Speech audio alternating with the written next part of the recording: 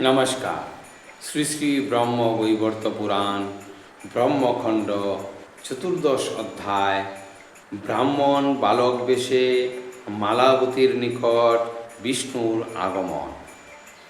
সৌতমুনি কহিলেন, শুনো দ্বিজবর, সতীর নিকটে যায় ব্রহ্মাদি সত্তর।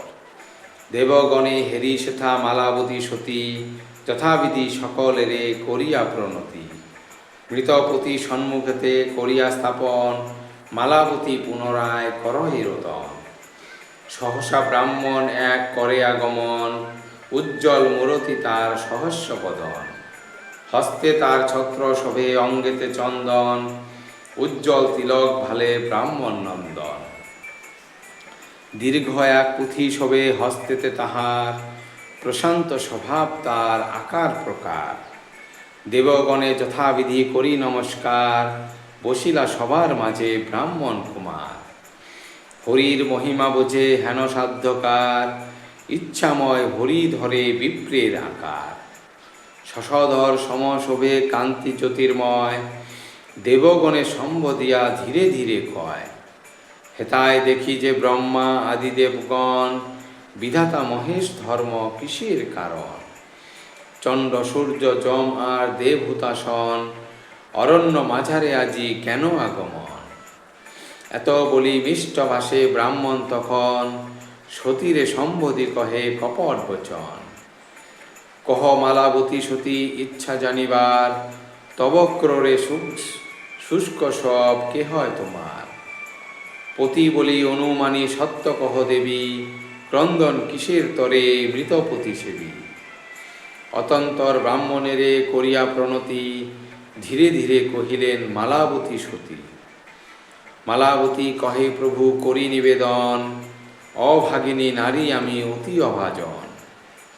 চিত্ররথ কন্যা আমি শুন বিবরণ, স্বামী মোর সুবিখ্যাত শ্রী উপবর্হন। 50 ভগিনী মোরা গন্ধর্ব রমণী, সেই পতি ভজিতাম অতি গুণমণি। মালাবতী নাম মোর কহি সবিস্তার, লক্ষ বর্ষ স্বামী সহ করিনু বিহার। ব্রহ্মার শাপেতে পতি দেহত্যাগ করে, বহু দুঃখ পাইলাম মৃতপতি তরে। একের বিহনে দেখো অশেষ দুর্গতি, অকালে বিধবা হল 50 যুবতী। প্রতির বিহনে আমি করি যে রোদন, দেবগণে স্তব স্তুতি করি সে কারণ। এ জগতে সকলে নিঃস্বার্থ চায়, পর দুঃখে কেহ কবু ফিরে না তাকায়।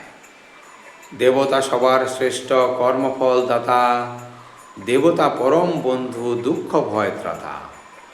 এ কারণে চাহি আমি পতির জীবন, আমর প্রার্থনা নাহি শুনে দেবগণ। সত্য কথা কহি আমি না বাঁচিলে পতি, মম অভিশাপে হবে অশেষ দুর্গতি। অভিশাপ দিব আমি অতি দুর্নিবার, অধিকার লুপ্ত হবে সর্বদেবতার। সতীর এ বাক্য শুনি অতি ভয়ঙ্কর, ধীরে ধীরে কহিলেন ব্রাহ্মণ প্রবর। শুনো সতী মালাবতী মানব সকলে, বিষ্ণু মায়া মুগ্ধ তারা এই ধরাতলে। যেরূপ কর্মের বীজ করিবে রোপণ, যথাকালে ফল তার পাইবে তেমন।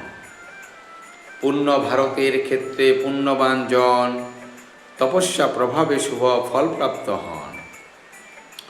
পতিপুত্র ধনজন মিলে তপস্যায়, তপস্যা ব্যতীত কিছু নাহি পাওয়া যায়। জন্মে জন্মে পূজে যেই প্রকৃতি দেবীরে, অচলা করিয়া রাখে সদা সে লক্ষ্মীরে। মৃত্যুঞ্জয় শিবে যেই করে আরাধন, বিদ্যা জ্ঞান পতিপুত্র লভে অনুক্ষণ। ব্রহ্মারে করিলে পূজা বংশ বৃদ্ধি হয়, অচলা রহেন লক্ষ্মী সকল সময়। ভক্তি ভরে দিবা করে পূজে যেই জন, রোগ শোক দুঃখ তার না হয় কখন। সনাতন গণেশেরে পূজে যেই জন, বিঘ্ন নষ্ট হয় তার না হয় পতন। বিষ্ণুরে ভজিলে পরে মোক্ষ লাভ হয়, ধর্ম যশ কীর্তি তার সাথে সাথে রয়। সবার দেবতা যিনি, যিনি পরাৎপর, যিনি নিত্যানন্দময় জগৎ ঈশ্বর।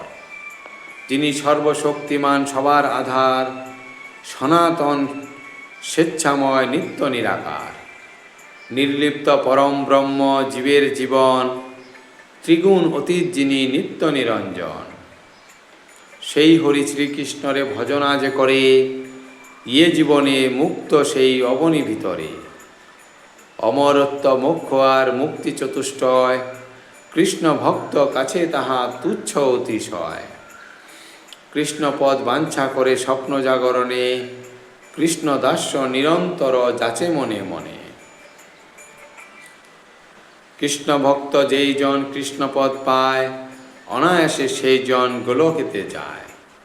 গুরু মুখে কৃষ্ণ নাম শুনে যেই জন, ইয়ে ভব সংসারে তার না হয় পতন। সর্বপাপ দূর হয় শুদ্ধ হয় মন, সুদর্শন চক্রে হরি করেন রক্ষণ। জরা মৃত্যু ত্যাগ করে হরি ভক্ত জনে, গোলকে বিরাজ করে শ্রীহরির শনে। গোলকেতে যতদিন রহে ভগবান, ততদিন কৃষ্ণ ভক্ত করে অবস্থান।